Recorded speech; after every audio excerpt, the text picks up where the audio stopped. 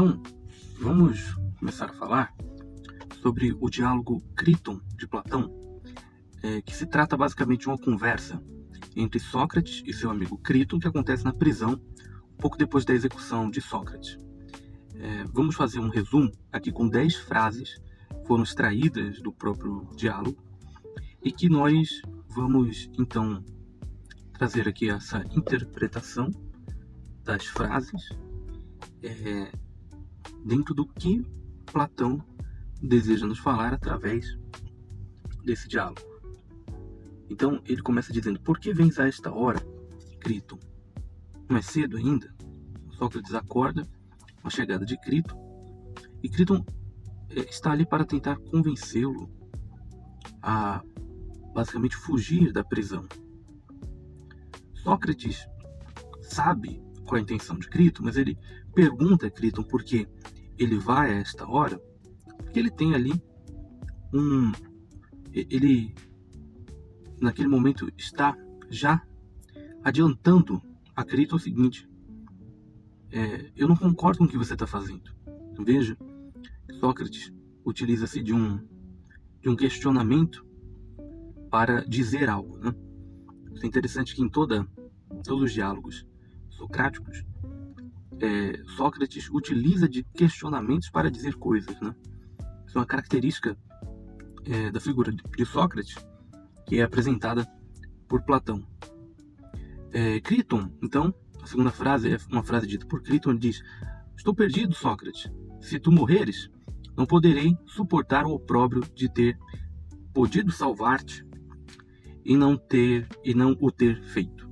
Críton, ele teme uma vergonha pública por não ter ajudado Sócrates a escapar.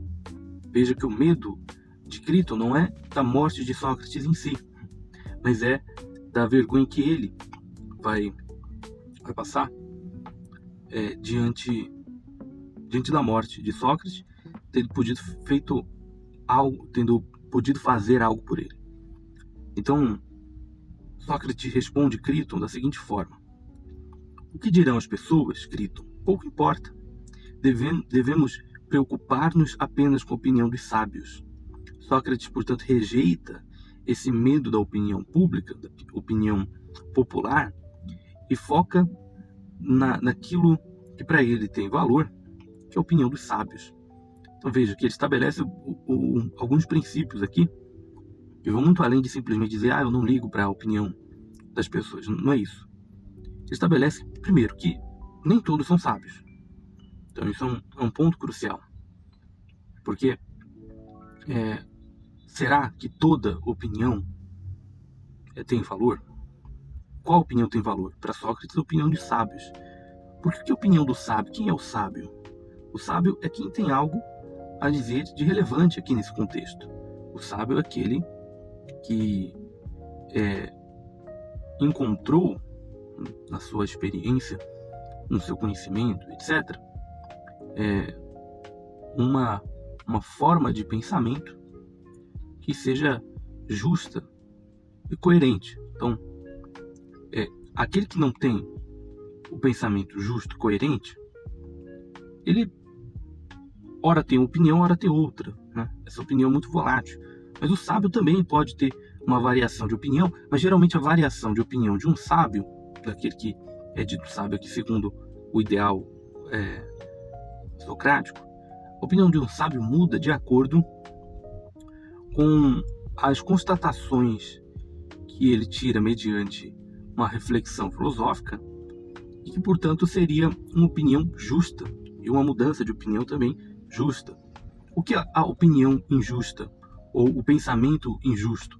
É aquele pensamento que é baseado, muitas vezes, apenas num tipo de achismo, ou numa escolha, digamos, meramente vaidosa do que vai se defender. Então, o vaidoso, ele escolhe o que ele vai defender e defende. E isso é de acordo com os seus interesses, geralmente pessoais. Não é a partir de uma reflexão. Na verdade, isso aqui está muito relacionado à briga de Sócrates com os sofistas, né?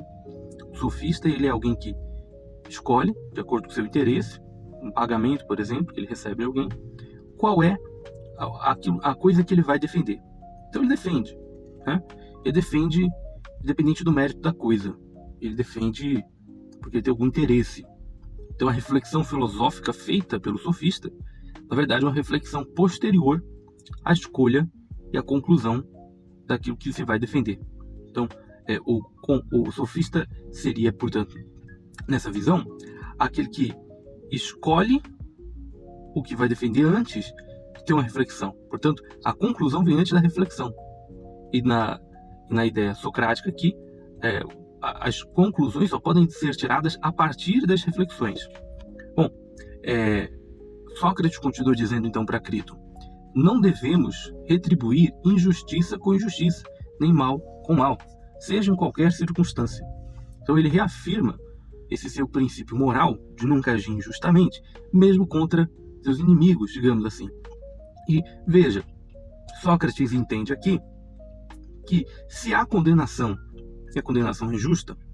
é injusta, né, no caso de Sócrates, essa condenação injusta não justifica que Sócrates fuja ou se faça foragido da suposta justiça, porque aquele que teme a injustiça ou aquele que teme a condenação é aquele que, de alguma forma, tem uma culpa, digamos assim. E Sócrates acredita fielmente que, não tendo culpa, não deve fugir. Mas há aqui em Sócrates o princípio, a base daquilo que será, que nós trataremos mais à frente, pretendo tratar aqui neste canal, o estoicismo, que é a ideia da aceitação não passiva, mas serena do infortúnio. Essa aceitação serena do infortúnio, que vai ser trabalhada no estoicismo, tem bases aqui em Sócrates. Sócrates fala em seguida: se eu fugisse, estaria destruindo as leis da cidade e provando que ninguém deve obedecê-las. Então ele argumenta que fugir seria trair aqueles princípios que ele sempre defendeu. Ele continua dizendo: foi pelas leis que meu pai casou com minha mãe e nasci e fui educado. Então ele reconhece que a sua vida foi moldada pelas leis e, portanto, elas devem ser respeitadas. Se eu não me engano, acho que é Hans Helsing, o nome do teórico do direito, que desenvolveu a teoria pura do direito. A teoria pura do direito, que não é hoje amplamente aceita ou aplicável no contexto das democracias ocidentais, pelo menos, mas às vezes ainda é vista de certa forma, é a teoria que diz que a lei é lei, independente de ser justa ou não. Então, não necessariamente o direito é regido pela ética e pela moral. Ele pode ser simplesmente regido pela vontade do governante ou daquele que cria a lei.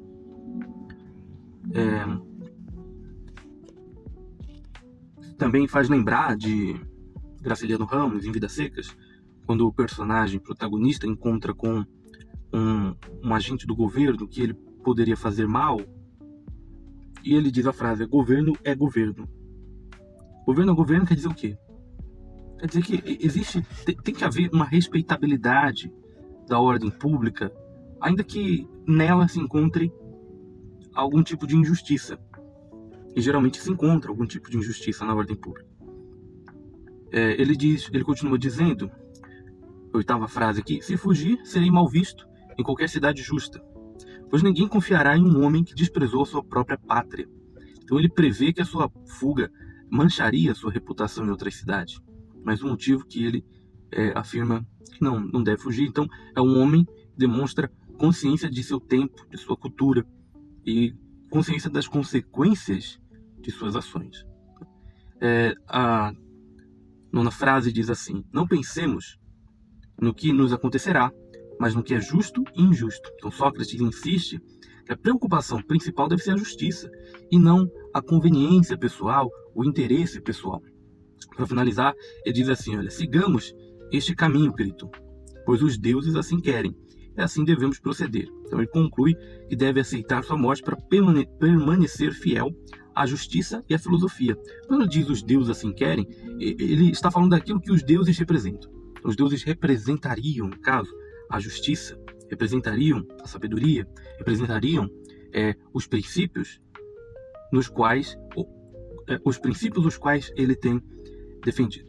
Então, esse é um resumo da essência do diálogo Criton, e destacando, portanto, os argumentos de Sócrates sobre a questão da obediência às leis e a justiça acima da sua própria vida.